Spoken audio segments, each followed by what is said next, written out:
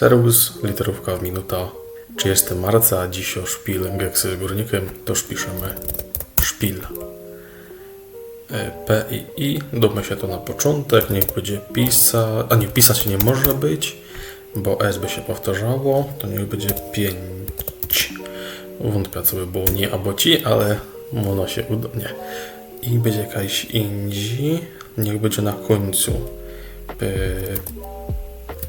parki. O, i na jedno musimy zamienić pałki. Takiego słowa nie ma.